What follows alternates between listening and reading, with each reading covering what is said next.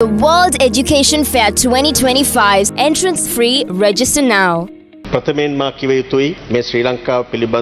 I must say that this is not the first time a resolution against Sri Lanka has been adopted in Geneva. Since 2009, 11 resolutions concerning Sri Lanka have been passed by the UNHRC. There are a few key points to take away from this. One is that none of the previous governments have taken adequate action on this critical national issue being discussed in Geneva. By calling for a vote against this resolution, we risk rejecting the opportunity to resolve a matter that has now garnered international attention. While we reject the resolution itself, we are simultaneously working to address the issue, which has been internationalized due to political motivations through a national mechanism. Immediately after the end of the war in 2009, the JVP advocated for the establishment of a Truth and Reconciliation Commission to address human rights concerns. We plan to present the Truth and Reconciliation Bill to Parliament in the near future and begin proceedings through the Commission. Furthermore, the government intends to establish an independent public prosecutor's office.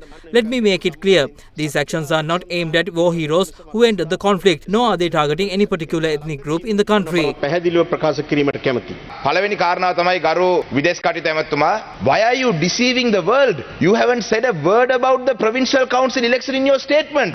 When I was in Geneva, I read a statement. In that statement, I clearly stated that our stand about provincial council election.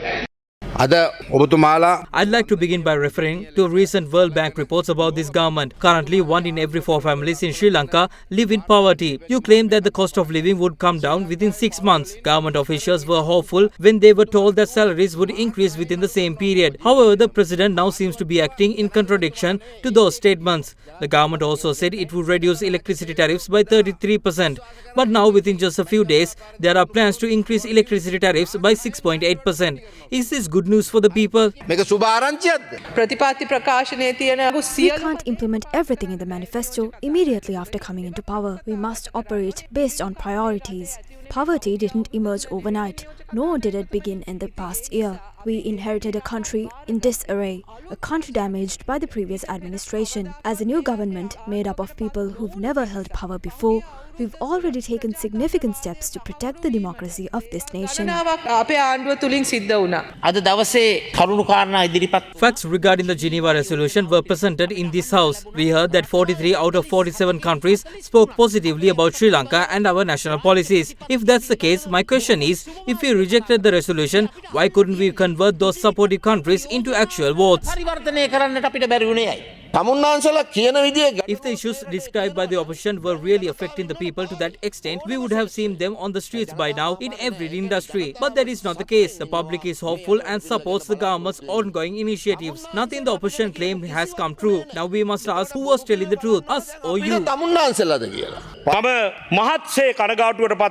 I was deeply saddened by the comments made by the foreign minister. He claimed the reason the government did not call for a vote on resolution 60/L.1 in Geneva was because there was no use. He also mentioned plans to establish an independent public prosecutor's office. Why is that necessary? Don't we have confidence in our Attorney General's department or in our current legal system? The truth is, Sri Lanka lacked the confidence to request a vote. Why? Because we didn't approach BRICS or the Shanghai Cooperation Organization. We have no strong international allies. We are trying to practice village-level politics on an international stage. This morning, I attended a mass and would like to share words from Cardinal Malcolm Ranjit. We must not become slaves to the IMF. They do not understand the poverty faced by our citizens. These institutions raise money by investing in countries that are already profiting in the global economic landscape. By taking loans from these rich nations, we are becoming their slaves. We must protect our self-respect. I wish to table the Cardinal's speech in Parliament. It was a historic message.